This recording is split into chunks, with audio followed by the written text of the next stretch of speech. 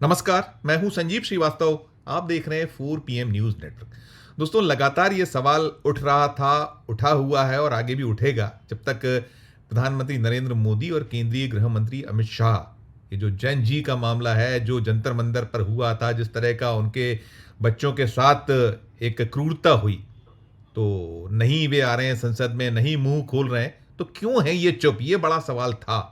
और लगातार कहीं विश्लेषक, चिंतक बार बार ये कह रहे थे कि कुछ बड़ा पका रहे हैं, कुछ बड़ा करने की मंशा जैसे होती है कि कैसे नैरेटिव बदला जाए। तो अब उसका एक रूप सामने आया है।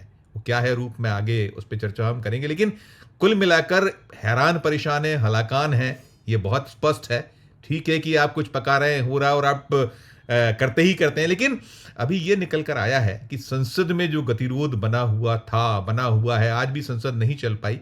और इस सब के बीच मोदी ने अपना दूत राहुल गांधी के दफ्तर भेजा, और दफ्तर में भेजने के साथ अपना जो उन्होंने कहीं निकल के बाद में आया कि एक स्पेशल सेशन भी प्लान किया जा रहा है। अभी जो मौजूदा सेशन है उसमें आप देख रहे हैं कैसा गतिरोध है, लेकिन स्पेशल सेशन तो जो चल रहा है, पक रहा है, वो सारा कुछ। और जो राहुल गांधी है, इंडिया ब्लॉक है, कांग्रेस है, पूरा का पूरा जो ये गठजोड़ है, वो संसद तो ठीक ही ठीक है, सड़क पर भी पूरा प्रतिकार कर रहा है, जोरदार कर रहा है, कोई मौका छोड़ नहीं रहा है।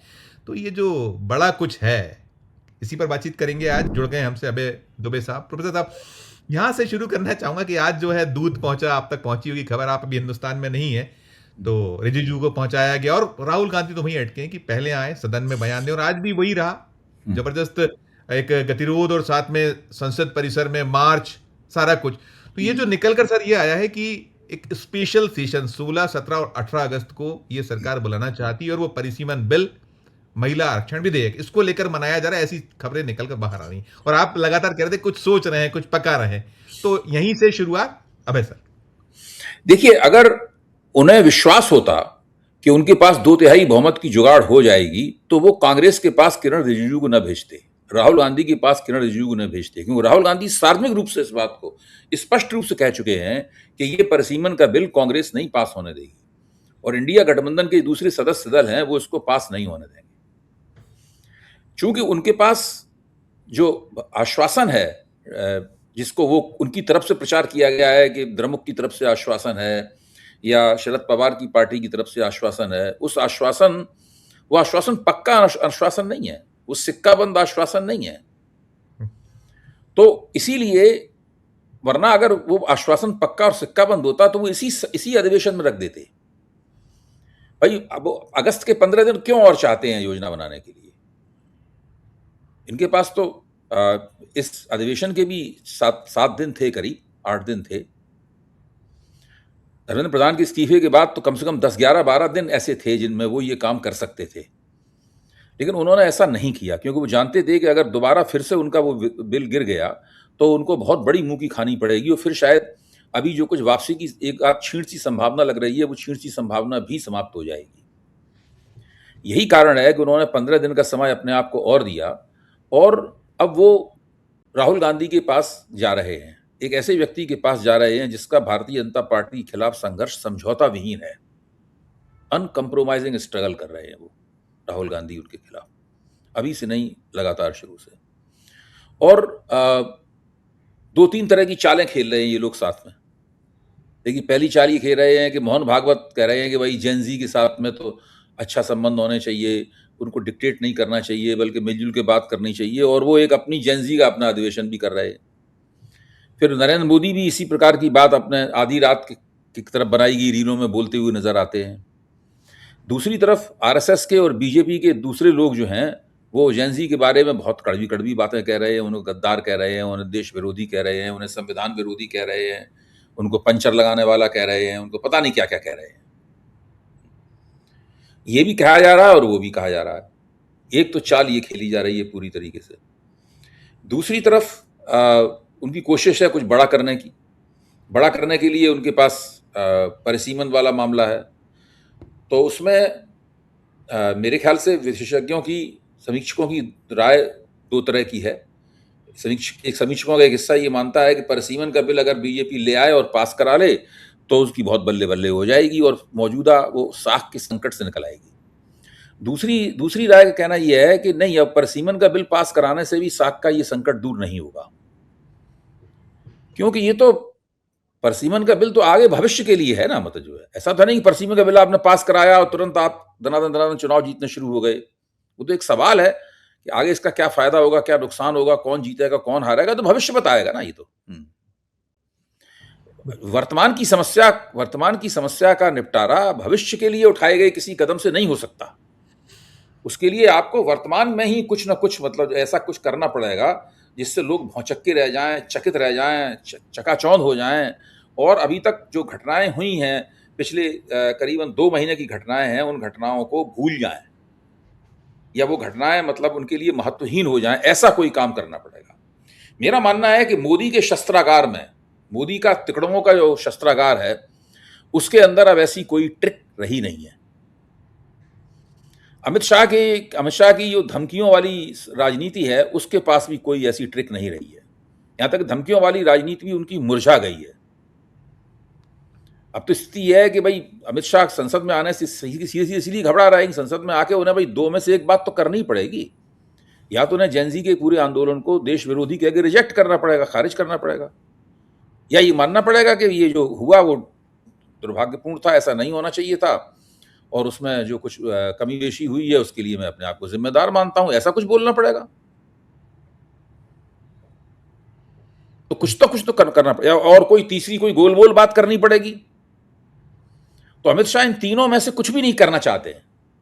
ना तो वो गोल बोल बात करके अपनी शख्सियत और अपनी छवि जो बनी हुई है उनकी, पहले से एक स्ट्रांग मैन की छवि बनी हुई है, उसको नुकसान पहुंचाना चाहते हैं। न वो अफसोस व्यक्त करके पूरी सरकार की कमजोरी की चुगली खाना चाहते हैं, और न ही वो जेनजी के खिलाफ बोलकर पार्टी को और जेनजी को हमेशा हमेशा के लिए अलग कर देना चाहते हैं। तो अमित शाह तो सकते में हैं। इस घटना ने जो 20 जुलाई को उनके निर्देशों पर, उनकी देखरेख में पल पल उनको ब्रीफ किया जा रहा था, पल पल वो आदेश दे रहे थे। देखिए, छात्रों के एक प्रदर्शन के ऊपर जब पुलिस जाती है उसके खिलाफ कार्रवाई करने के लिए, तो वो पैलेट गन लेके क्यों गई? जाहिर है पैलेट गन लेके इसलिए गई क्योंकि पैलेट गन वो चला सकती थी। वो कील भरे और बिजली के करंट देने वाले डंडे लेके क्यों गई?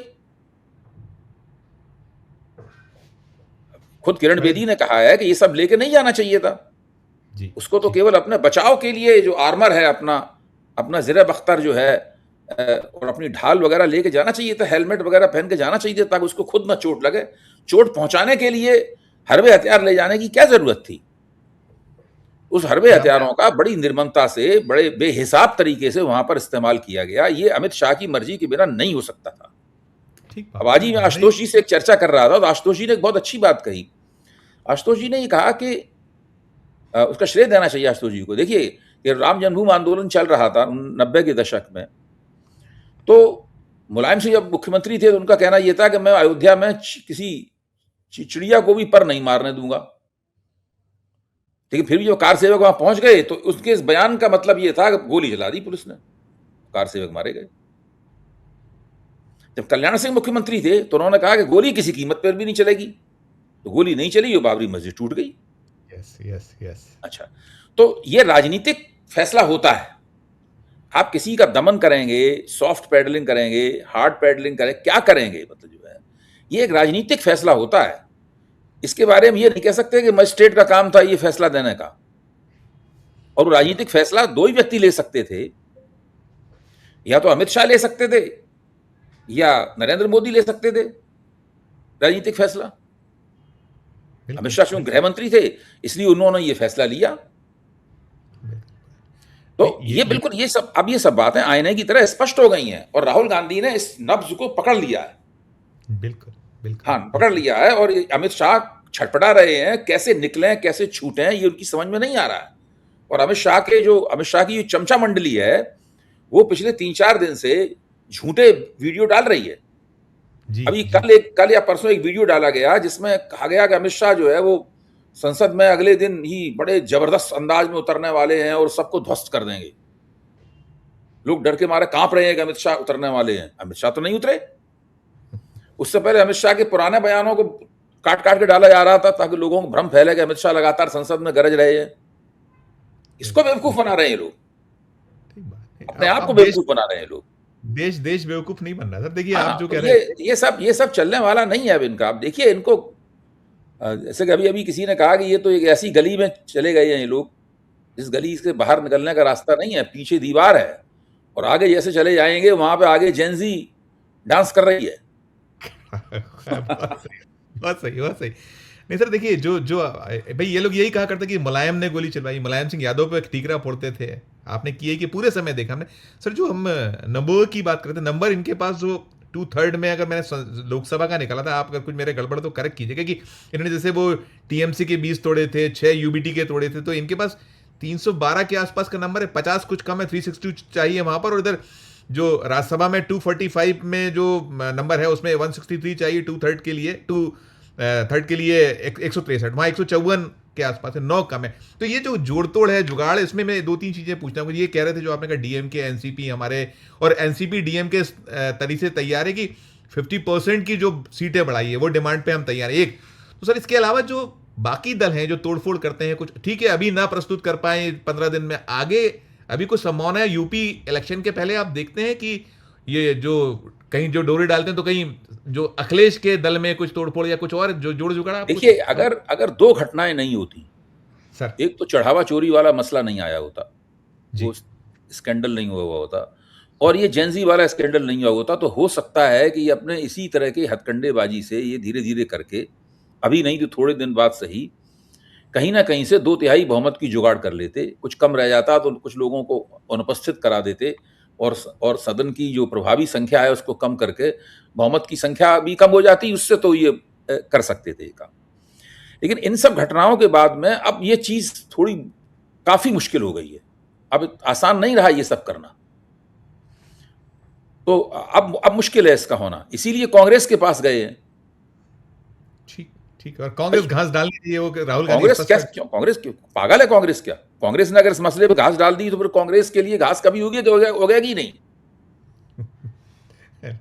और राहुल गांधी तो भी प्रेस कॉन्फ्रेंस की है सर, उसमें वो बच्चे सारे प्रस्तुत हुए और वो उन बच्चों बच्चियों के जो कॉन्फिडेंस का लेवल देखा और जिस तरीके से प्रस्तुत हुए वो लाजवाब तरीके से। और वो कह रहे थे राहुल गांधी कि भाई ये काम करना चाहिए गृह मंत्री को, ये काम करना चाहिए सही प्रधानमंत्री बात है। को। हालांकि वो कैसे करेंगे, क्यों करेंगे, नहीं एक नहीं, चीज ये ये, और बहुत, दूसरा इसी में जोड़ देखिए दो सर, इसी में आप जी। ये सब लोग फंसते चले जा रहे हैं अपने ही बनाई हुई गुत्थियों में। दूसरे के लिए जो, दूसरों को जो फांसते थे वो सब खुद ही फंसते चले जा रहे हैं।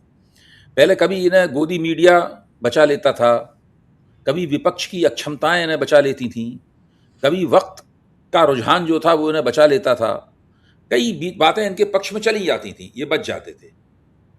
अब नहीं बच पा रहे हैं। आप देखिए ना, इस देश में कितने बड़े बड़े मुख्यमंत्री हैं भाजपा के। योगी आदित्यनाथ कितने ताकतवर मुख्यमंत्री हैं, हेमंत विश्व शर्मा कितने ताकतवर मुख्यमंत्री हैं, ये सब बड़े ताकतवर मुख्यमंत्री हैं। ये लोग क्या कर रहे हैं आजकल? सर सर हैं? सर बिल्कुल। चुपचाप बैठे हुए हैं, मुंह में दही जमाए हुए। जी जी जी। इनमें से किसी ने अमित शाह के पक्ष में एक भी शब्द बोला है अभी तक? नहीं नहीं बोला सर, नहीं बोला। जैनजी के खिलाफ भी बोलने से तक चुप रहे, कतरा रहे हैं। इन्होंने जैनजी के खिलाफ बोल दिया तो वो उन्हीं के राजभवन पर चढ़ दौड़ेंगे लोग फिर, तो बहुत सर मुश्किल उत्तर हो प्रदेश जाएगी इनके लिए। उत्तर कोई नहीं प्रदेश चाहता, जैनजी का निशाना कोई नहीं बनना चाहता। मैं वही जोड़ रहा था कि उत्तर प्रदेश में 14.5 करोड़ वोटर हैं और उसमें 6 करोड़ के आसपास जैन जी का आंकड़ा निकल रहा है। तो वो हाँ बताइए, योगी आदित्यनाथ को भी और जबरदस्त भय होगा। उन्हें योगी आदित्यनाथ को चुनाव लड़ना है। तो ये सब देखिए, हमेशा हमेशा जो है ना, ये परिस्थिति, हालात आपके पक्ष में नहीं होते। आपके नेतृत्व का सही मूल्यांकन तब होता है, सही कसौटी पे तब कसा जाता है जब विपरीत परिस्थितियों में आप वो करके दिखाएं जो अनुकूल परिस्थितियों में कर रहे थे। अभी इस परिस्थितियां विपरीत हैं, इसमें आप कुछ करके दिखाइए, तब माने कि आप किस मार खाएं। एक चीज और भी हुआ है सर, मैं देख रहा था सुप्रीम कोर्ट में आज सुनवाई थी इसी मसले पर। सुप्रीम कोर्ट ने भी, जो हम अभी डॉक्टर मोहन भागवत की बात कर रहे थे कि डिक्टेटर वाला नहीं, डिक्टेट नहीं, डायलॉग वाली जो बात की थी, उन्होंने कहा है बात सुनना सबसे ताकतवर हथियार। आज कह रहा है जिसने जन्म दिया ये इस काकरोच जनता पार्टी को वहां से निकला है सर। इस पे क्या देखिए, कहिएगा? एक चाहे सुप्रीम कोर्ट हो, चाहे मोहन भागवत हो, चाहे भारतीय जनता पार्टी हो, चाहे नरेंद्र मोदी हो, चाहे अमित शाह हो, चाहे योगी आदित्यनाथ हो, चाहे हेमंत विष्णु शर्मा हो, कोई भी हो, ये सब लोग तरह तरह के अंदेशों में फंसे हुए हैं। किसी के सामने दिमाग को स्पष्ट नहीं है कि हालात कितने और बिगड़ सकते हैं। हो सकता है कभी द्रमुक ने इनको आश्वासन दे दिया हो कि भाई वो सीटें दूनी हो जाने से हम आपको दे देंगे समर्थन। अपने चुनाव हार गई है, अपने कमजोर क्षणों में ये बात कह दी हो, लेकिन कोई कोई बॉन्ड में लिख के दी नहीं जाती चीजें ये। अब राष्ट्रवादी कांग्रेस पार्टी है, उससे भी मिल गया होगा इन्हें समर्थन, उन्होंने बयान भी दे दिया था। लेकिन उसके बाद सुप्रिया सुले ने जो भाषण दिया है संसद में जेन जी के पक्ष में, वो तो भाषण बताता है कि अब तो दोबारा वो उस बात पे कोई मानने वाला है नहीं। सर, जो जो जो जो हमारे यहाँ घटनाक्रम बीते 2-3 दिन में हुए हैं, हम देख रहे हैं कि नीतीश कुमार की कल मुलाकात हुई मोदी से।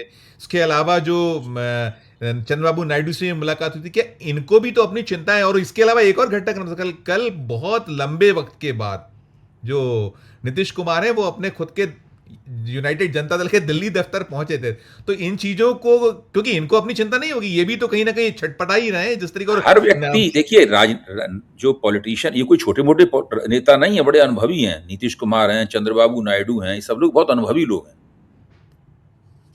ये सब लोग तेल देखते हैं और तेल की धार देखते हैं। क्या बात है। उसके हिसाब से चलते हैं। कल उन्होंने क्या कहा था, 1 घंटे पहले क्या कहा था, ये मायने नहीं रखता। इसका कोई मायने नहीं है। अभी वो क्या करेंगे, राजनीति जो है वो वर्तमान में खेली जाती है। राजनीति का खेल जो है वर्तमान में खेला जाता है, ना वो अतीत में खेला जाता है, ना निकट अतीत में खेला जाता है, ना भविष्य में खेला जाता है, ना दूरगामी भविष्य में खेला जाता है। एक चीज और भी हुई है सर, वो जो वाइको जी की पुस्तक वाला भी आपने रात में देखा होगा शायद, वो जो वाइको इन पार्लियामेंट पुस्तक है, उसमें राहुल गांधी ने जो बहुत ही आक्रामक तरीके से, और उन्होंने कहा है कि कौन होते हैं नरेंद्र मोदी इन जो देश के भविष्य को माफ करने वाले। एक और फिर साथ में संघ को भी बहुत लपेटा है सर, उस पर भी एक नोट आपका सर। देखिए, राष्ट्रीय स्वयंसेवक संघ जो कर रहा है, इसका राष्ट्रीय स्वयंसेवक को बहुत नुकसान होगा, बहुत नुकसान होगा इनका, और इसको भागवत ने भांप लिया है। अब अतुल्यमय हैं उनके बड़े पदाधिकारी हैं, वो लगातार जैन जी के खिलाफ बोल रहे हैं। वो भारतीय विद्यार्थी परिषद को ललकार रहे हैं कि अरे तुम कहाँ बैठे हुए हो, तुमने इस बात पर ध्यान क्यों नहीं दिया, ये आंदोलन कैसे हो गया, ये आंदोलन में तुम्हें करना चाहिए था, ये तो मतलब जो है, तो ये भूल गए अतुल्यमय विद्यार्थी परिषद जो बाकायदा विपक्ष की राजनीति, जब बीजेपी ये जनसंघ करता था तो एक छात्र संगठन हुआ करता था जो कई जगह संघर्ष वगैरह भी किया करता था। जब से लोग सत्ता में आए हैं, विद्यार्थी परिषद ने सरकार की दलाली करने के अलावा किया क्या है? सरकार के लिए मुखबिरी करते हैं वामपंथी छात्रों के खिलाफ। रोहित वेमुला की आत्महत्या क्यों हुई थी? विद्यार्थी परिषद वालों ने ही उसको तंग किया था, उसके खिलाफ शिकायतें कर करके मानव संसाधन मंत्रालय में। इसके लिए बाद में स्मृति ईरानी ने रोते हुए, चीखते हुए और अपनी छाती ठोकते हुए सदन में उनको वक्तव्य देना पड़ा। विद्यार्थी परिषद वाले सिर्फ विश्वविद्यालय परिसरों में सरकार के लिए मुखबिरी का काम करते हैं। या जो अपोजिशन सरकारें, जहां अपोजिशन है, जैसे झारखंड अभी चल रहा है या पंजाब कर रहे हैं या कुछ जो काम चल रहा है, ये इतना भी काम है बस कि यहां से कहा गया नहीं, वहां भी कुछ नहीं। जैसे मान लो झारखंड ने तो वो मानव संसाधन मंत्रालय में विश्वविद्यालय है, वहां पर शिकायत करेंगे केंद्र में। तो मैं ये कह रहा हूं कि इन लोगों ने अपने, आप देखिए राष्ट्रीय स्वयंसेवक के तमाम संगठन है, भारतीय मजदूर संघ है, भारतीय किसान संघ है, ये सब संगठन है ना, है स्वदेशी जागरण मंच है, ये सब जंग खाए पड़े हुए हैं। 12 साल से इन्होंने कोई काम नहीं किया है। किसी मजदूर आंदोलन में भाग नहीं लिया, किसी किसान आंदोलन में भाग नहीं लिया। स्वदेशी जागरण मंच ने अपनी पूरी जो थीसिस थी, जो आर्थिक थीसिस थी, उसको उठाकर कूड़ेदान में फेंक दिया है। सत्ता में बने रहने के फायदे तो सब लोगों को दिखते हैं, नुकसान किसको दिखता है? नुकसान तब दिखता है जबकि पराजय एक थप्पड़ पड़ता है, तब नुकसान दिखने लगता है। ठीक बात है। अब सर इनके अंतर्द्वंद भी बहुत सारे हैं। देखिए अभी जो हमने पहले भी आपसे चर्चा में बात की थी, तीन जो उपचुनाव, तीन में जो बुरी तरह से हार हुई, बांकीपुर और दतिया हारे और उधर वोट कम हुए, अभी जो निकला है 36-48 घंटे में दतिया में तो एक्शन शुरू हो गया। वहां पूरी 1000 की टीम जो बीजेपी ने बरसों बरस से बनी थी, सब पूरी घर के वजह सबको, पूरी टीमें वहां की जो जितनी इकाई थी, सबको डिसॉल्व कर दिया। अब कुछ नए सिरे से। और दूसरा मैं इसमें ये पूछना चाहूंगा कि ये तो ठीक है नरोत्तम, लेकिन बांकीपुर में सर निकला है कि वहां जो 422 बूथ, 405 पर हारी है भारतीय जनता पार्टी, हाँ, खुद का बूथ हारे। तो अब ये भी तो कहीं उठेगा कि भाई वो वहां भी तो अपनी गिरेबा में झांके, नेशनल जो प्रेसिडेंट है वो हार जाए। तो ये इस पे भी कुछ क्या क्या कहिएगा? नहीं इसमें क्या, आप देखिए ना, भारतीय जनता, इसीलिए कह रहे हैं ना कि भारतीय जनता पार्टी की जो चुनावी मशीनरी है इसकी बड़ी तारीफें होती रही हैं, इसने सफलता भी बहुत अर्जित की है। इस इस घटनाक्रम से लगता है कि ये चुनावी मशीनरी अब पुरानी हो गई, इसमें घिसावट और थकावट के लक्षण दिखाई देने लगे। वो सब फिक्रेबाजी जो थी, पन्ना प्रमुख, अन्ना प्रमुख वगैरह, सब ये जो था, मतलब जो है ये किस तरह निष्प्रभावी हो जाता है जनता की, जब जनता खिलाफ हो। अब दिल्ली में 2 चुनाव जब आम आदमी पार्टी ने उनकी दुर्गति की बीजेपी की, तीसरा चुनाव तो आम आदमी पार्टी हार गई, लेकिन उस तरह नहीं हारी जिस तरह पहले 2 चुनाव जीती थी। उसमें पन्ना प्रमुख कहाँ चला जाता था बीजेपी का? बिल्कुल बिल्कुल। जब बीजेपी को 3 सीटें मिली थी या दूसरी बार 7-8 सीटें मिली थी, तब पन्ना प्रमुख कहाँ चला गया था बीजेपी का? या 2015 के बिहार में पन्ना प्रमुख कहाँ चला गया था बीजेपी का?